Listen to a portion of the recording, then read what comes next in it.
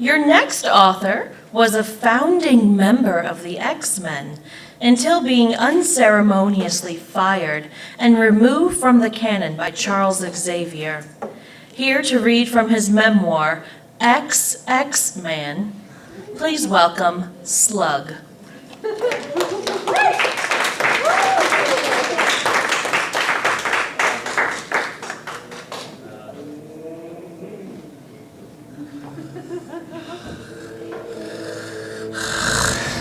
How's everybody doing tonight? Slug.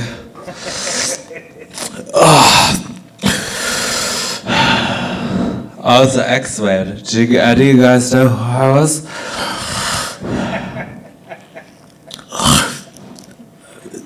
No? Okay, it's fine. I got like some cool powers and stuff. Do you guys like cool powers and stuff? So I could do cool things, like I could control sea slugs, and also earth slugs. And you guys know? Do you guys like the Namor? Do you guys like Namor? Do you know who Namor is? He's a superhero. He has this thing. His name is Giganto. It's like a big sea creature that he can control. I got one too. It's the same thing. It's like a giant sea slug. I can control it. It can go up and down, and it can crush things pretty good. My name is Slug. Thank you for coming and listening to me. It's very nice of you. I'm very good at doing things, like mutant-wise. I can control slugs, which is pretty cool. I can make things very slimy, which is very cool. I just developed a recent new power. Yeah, do claps for that one. Just developed a new power. I can make people's mucous membranes ooze mucus. I don't want to brag, but this one time I made this guy very congested for about 2.5 weeks. That's very intense for him. All right, so here I'm going to read from my book. This is called X-Man. I'm going to read, this is from the first chapter. It was the start of the fall term at the Charles Xavier School for Gifted Youngsters. You know that, I would assume. Manchester was beautiful during this time of year, a far cry from the sewers where I once lived. I sat in a classroom taking notes as Xavier lectured us on ethics. Jean Grey sat next to me, trying to avoid the awkward gawking from Scott Summers and Hank McCoy. Cyclops and Beast, receptively.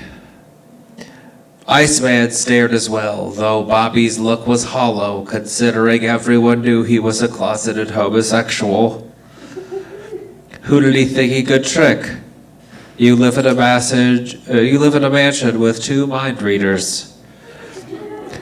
Once again, we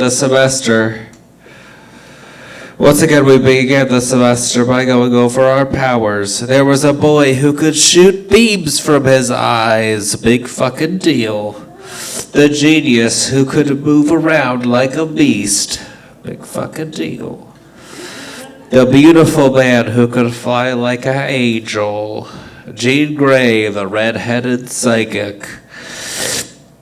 The boy who could freeze things. And then there was me. Slug.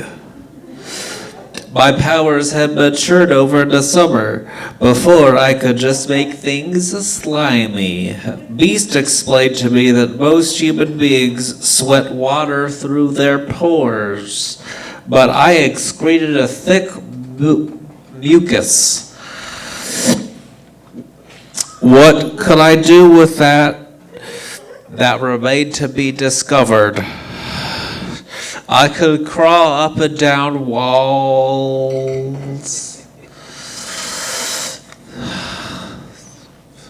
It's very hard to change pages.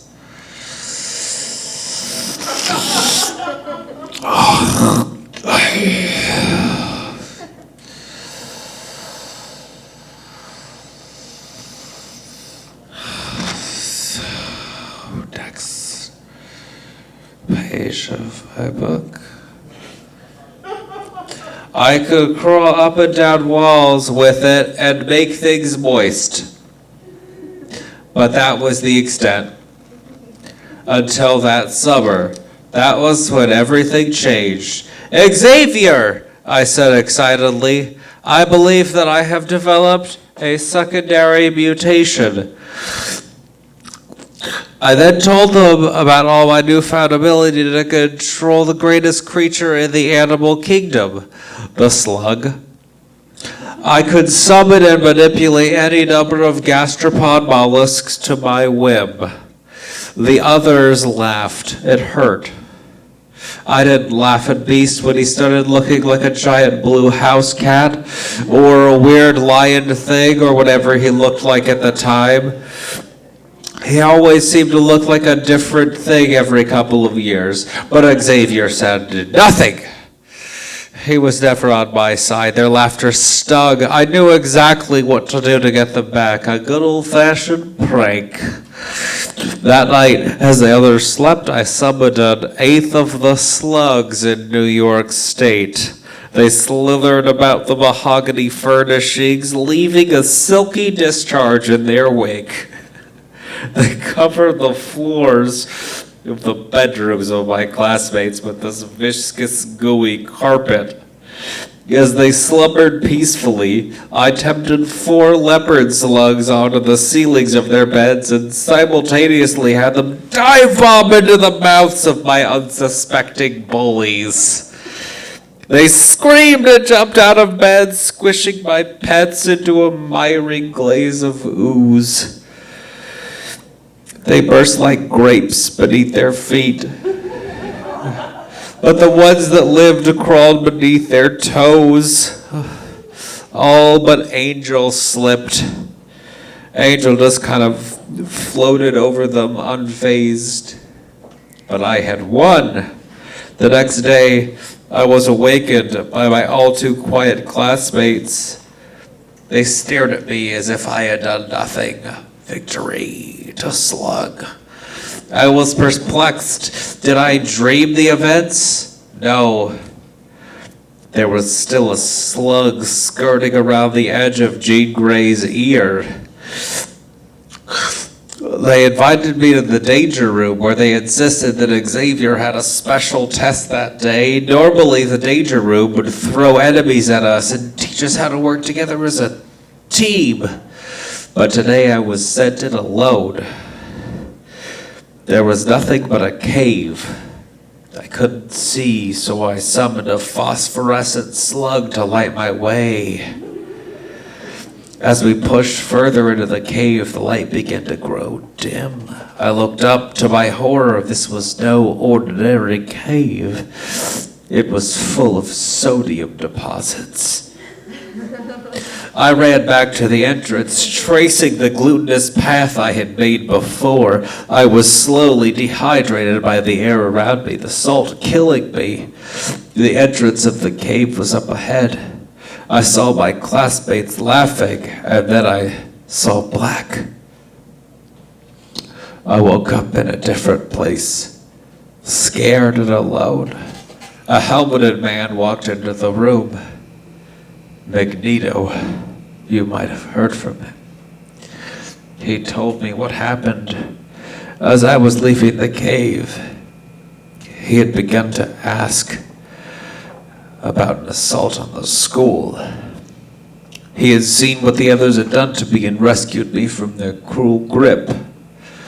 They attempted to chase me, but slipped as a result of the still present slugs in the building. He put his hand on my back, and what he said next, it changed my life forever. Magneto. He said, son, you are with me now. As long as you are with me, you will never be assaulted again.